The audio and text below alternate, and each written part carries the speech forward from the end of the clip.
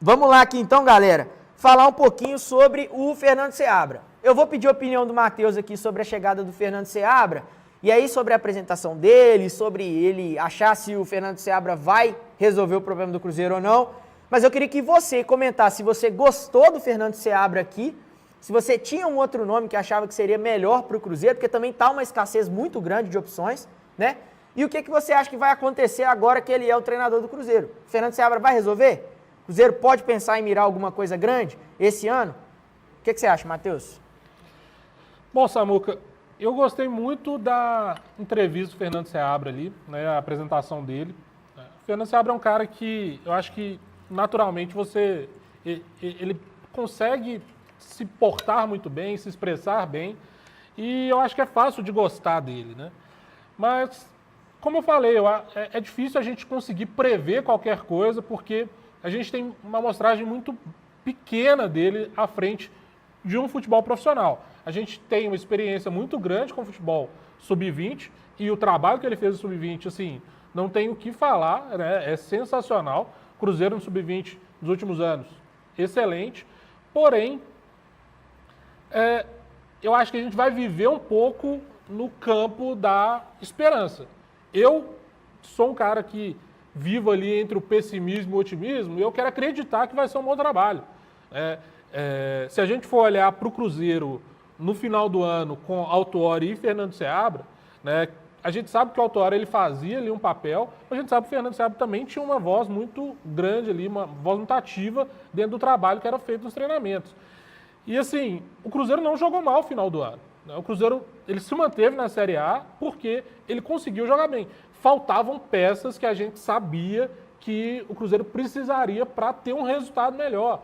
A gente sabia que o Cruzeiro precisava para conseguir um pouco mais daquilo que ele conseguiu de fato. E eu acredito que o elenco do Cruzeiro esse ano já é muito melhor do que a gente tinha no ano passado, né? Então, quando a gente olha ali para a construção que a gente tem, zaga, volância, meio campo, atacante, pô, a gente, ano passado, a gente não tomava gol, mas a gente também não fazia gol, né? Era difícil fazer gol, era difícil ter quantas bolas aéreas a gente tinha que mandar para alguém tentar acertar uma cabeçada igual o Dineno já acertou esse ano, né? Então, assim, acho que a gente tem peças melhores e acho que o Fernando ele tem uma convicção muito grande do que ele quer como trabalho.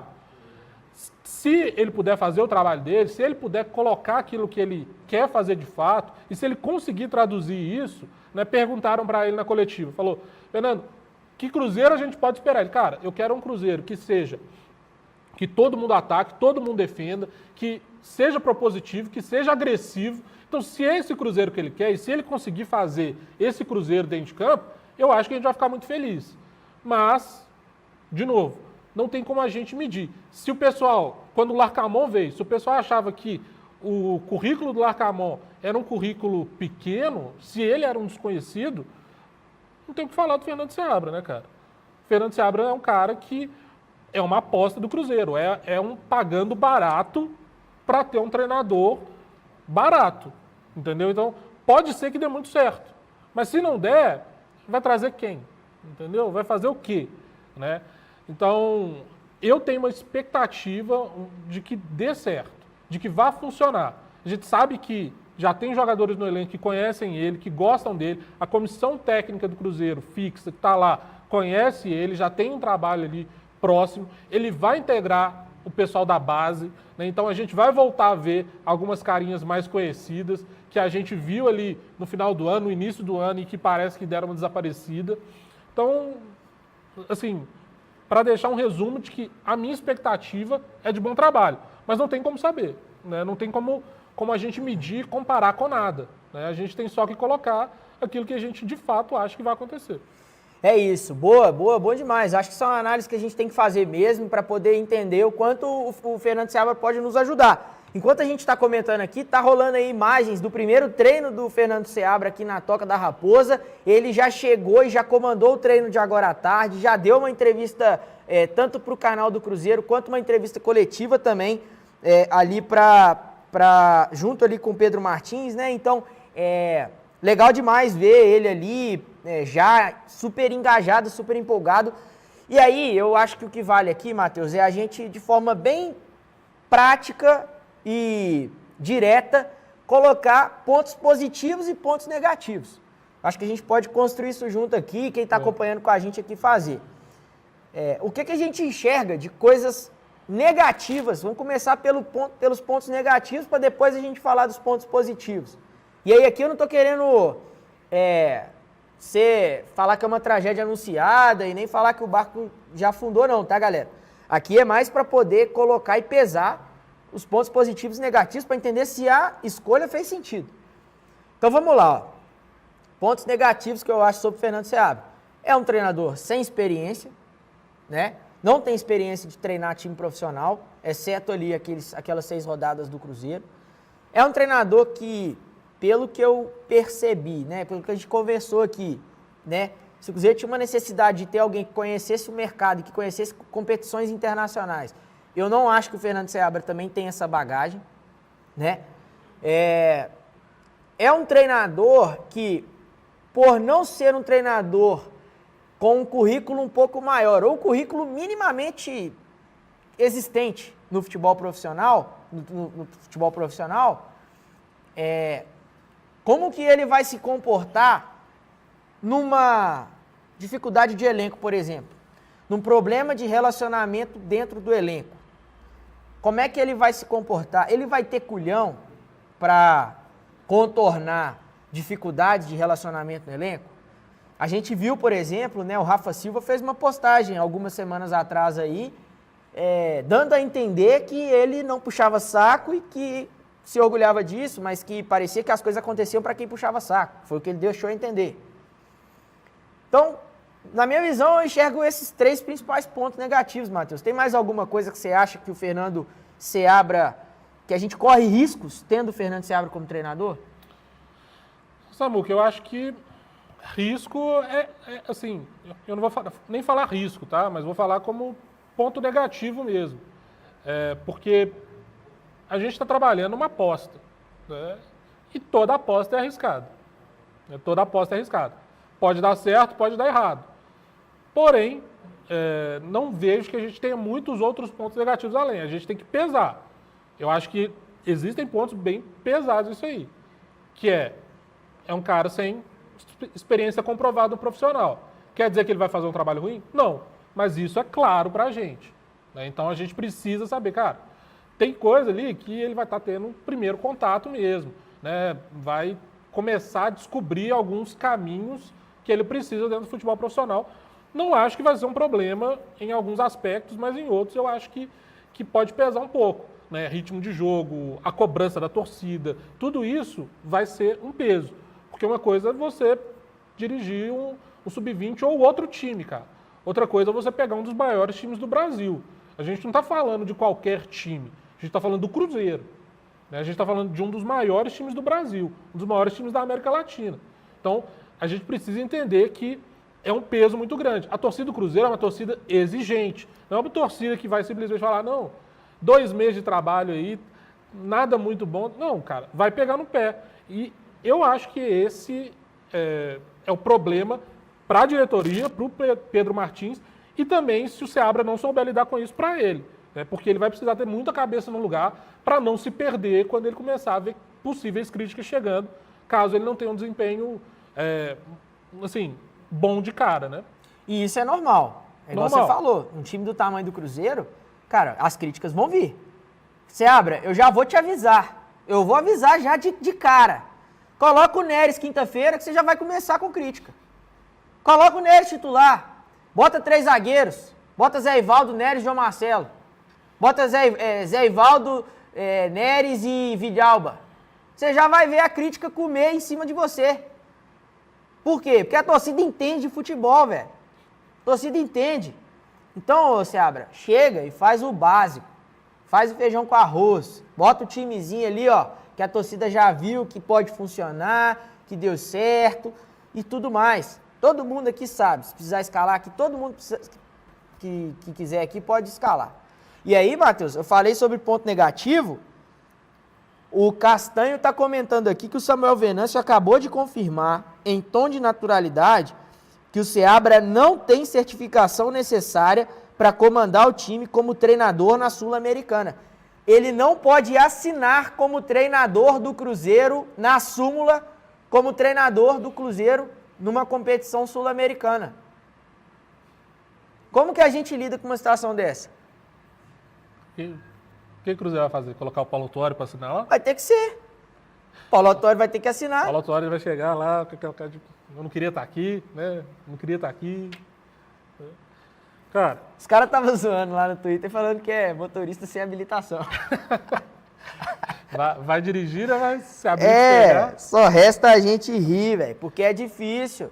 É motorista sem habilitação. Aí lembrou do Cruzeiro quando foi jogar contra o Tupi, que os jogadores tiveram que descer no meio do caminho, lembra? Pegaram ele lá dirigindo sem carteira, pô. Então é isso.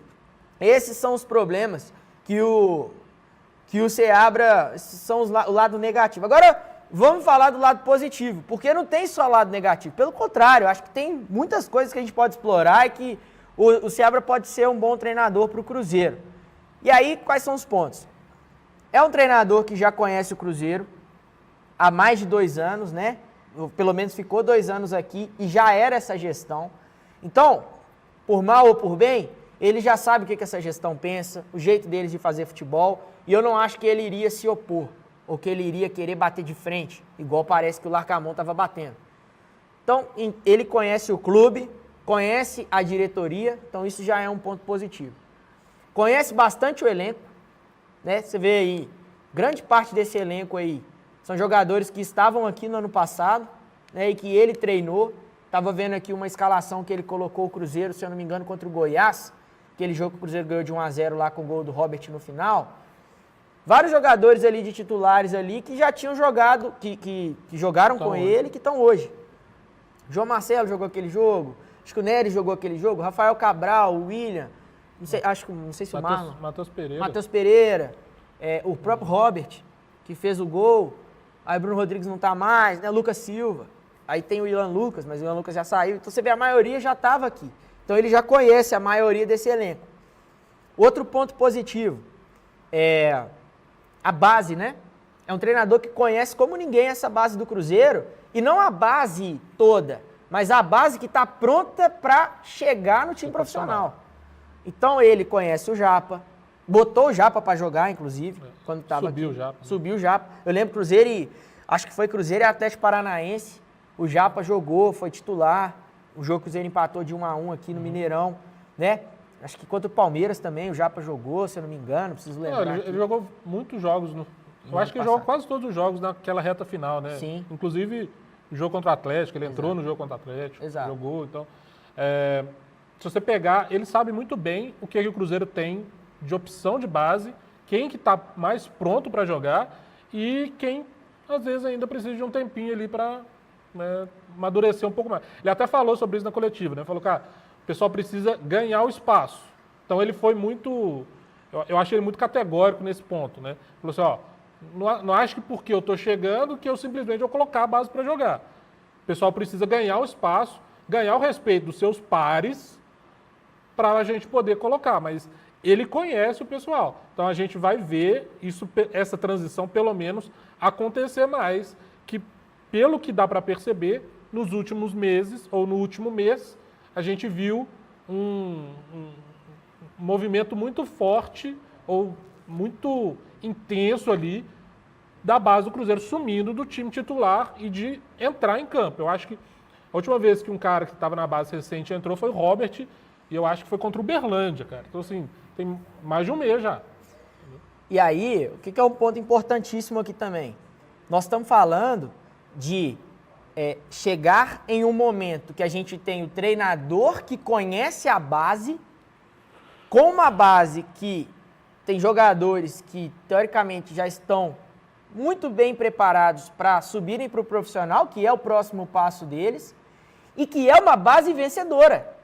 É uma base que tem bons resultados. É uma safra de jogadores sub-20 que chegou numa final de Copa São Paulo desse ano e jogou de igual para igual. Agora. Exato. E que jogou de igual para igual contra o Corinthians e só não foi campeão por um detalhe. Merecia esse título. Merecia o título. Então são bons jogadores. É uma safra boa, com um treinador que acompanhou essa safra. Então, eu acho que ele vai poder pensar em aproveitar o João Pedro. Ora, se ele renovou o contrato, gente, queria disciplinar o cara, beleza. Já passou, se disciplinou, cara, se renovou o contrato com ele, poderia ter estado no banco. Poderia ter sido a opção para trocar ali na hora de trocar o Vital, tirar o Vital e colocar ele. Ele nos ajudou, ele resolveu um jogo pra gente. Foi decisivo o gol que ele fez na primeira fase do campeonato. Então, João Pedro, o Pedrão é um zagueiro que está pedindo passagem. A zaga do Cruzeiro aí, hoje, incontestável, só tem o Zé Ivaldo, apesar do João Marcelo estar jogando bem, mas só tem o Zé Ivaldo, tem espaço para o Pedrão buscar o espaço dele ali. Né? O Joseph pode voltar a figurar ali. O Japa está precisando recuperar o espaço que tinha conquistado. Né? A gente tem o Robert, que caiu de produção, pode voltar a nos ajudar. Nos deu uma vitória importantíssima no ano passado. Né? Entre outros jogadores, entre outros atletas, aí tem o Tevez, tem o Arthur, tem o próprio Guimeira, tem o Vitinho, que renovou o contrato agora. Tem muitos jogadores aí que podem nos ajudar. Quem sabe o próprio Otávio, que é da base, começar a figurar entre os jogadores titulares ali. E quem sabe um dia ter oportunidade no lugar do Rafael Cabral. Então, cara, é importante pra caramba. Eu acho que esse é um ponto positivo. Outro ponto positivo, Matheus, que eu acho, é que é um treinador que tá com vontade de mostrar serviço, né? Pela coletiva deu pra perceber isso, né? Eu acho que se você juntar, e aí eu juntaria isso como ponto positivo, a vontade que ele tem e a filosofia que ele tem. Então ele tem uma vontade muito grande de se mostrar, de se provar como treinador do Cruzeiro, do time principal do Cruzeiro, e ele tem uma filosofia de treino, de futebol, que condiz muito com aquilo que o Cruzeiro sempre foi. Né? O Cruzeiro sempre foi um time para frente, um time ofensivo, um time agressivo. Né? E quando eu falo sempre, galera, eu falo historicamente, tá? Falando, mas o time do Mano não é isso. Tô falando, historicamente, é assim que o Cruzeiro sempre jogou. O Cruzeiro sempre foi um time propositivo. E se a gente pegar aquilo que aconteceu nas últimas 6 rodadas do Brasileiro, por exemplo, o Cruzeiro era um time que ficava com a bola. O Cruzeiro era um time que propunha o jogo. O Cruzeiro era um time que não se escondia da partida. Ele não tentava fazer um gol, às vezes fazia um gol e ficava ali, não, agora fazer igual o Arcamon fez. Fez um gol e aí tirou um jogador para colocar um zagueiro. Acho muito difícil que isso aconteça com o Fernando Seabra por filosofia de jogo que ele tem. Ele quer dominar o jogo, ele quer agredir o adversário. Então, isso para mim é muito importante quando a gente está falando de um treinador. E a gente já sabe que ele tem esse estilo de jogo, essa filosofia de jogo. Então, se ele conseguir implantar isso de fato no futebol do Cruzeiro hoje, eu acho que vai funcionar muito bem. Boa. Deixa eu ler um pouquinho dos comentários aqui. A Maria Clara Mazala, um beijo para ela, tá acompanhando o chat ao vivo aqui. Ela perguntou, o técnico já começa com muita pressão, vocês não acham? Faz parte.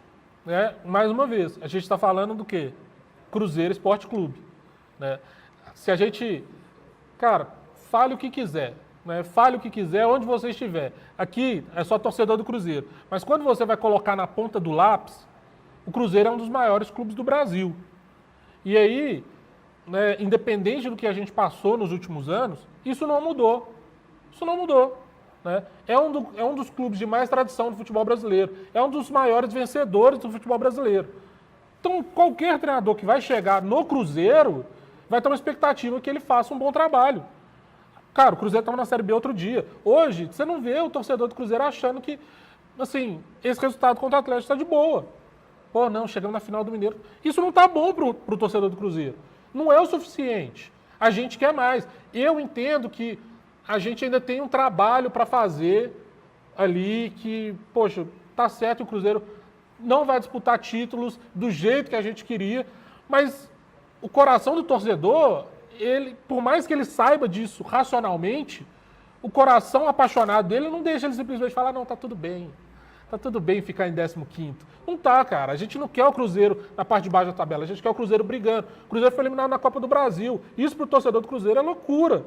Entendeu? O maior campeão da Copa do Brasil eliminado na primeira fase, sabe? Isso não existe. Então, todo treinador que chegar para pisar no Cruzeiro, ele vai ter muita pressão. Principalmente um treinador que tem poucas credenciais, como o Fernando Seabra. Então, a pressão hoje está toda em cima dele, infelizmente, né? É uma pressão muito grande, mas é importante deixar isso claro. A gente quer que ele tenha sucesso, a gente não quer que ele fracasse, a gente quer que ele tenha sucesso. Então, que ele faça um bom trabalho, que consiga ele impor aquilo que ele quer, consiga traduzir isso para os jogadores, consiga fazer o grupo caminhar de forma unida para a gente conseguir conquistar os objetivos que o Cruzeiro tem para a temporada. Boa. Ó, você que está acompanhando a live com a gente aí, nós colocamos aqui os prós e os contras, né? Os pontos positivos e os pontos negativos do Seabra. E aí eu queria que você comentasse, dado esse cenário, vocês acham que ele vai ser uma boa escolha? Vocês acham que ele vai ajudar o Cruzeiro? Ou os pontos negativos se sobrepõem aos pontos positivos aí e vai ser muito mais difícil com ele? Eu, sinceramente, acho que, no fim das contas, cara, era o que acho que conseguiu combinar um pouco o orçamento que o Cruzeiro tinha com o treinador que conhece o Cruzeiro, com as opções que existiam de mercado, né, e com a situação atual do clube, em relação a chegar num momento tão difícil e pressionado como esse. Então, cara, independente se é o melhor ou se não é o melhor, nós vamos aqui torcer demais para que dê certo.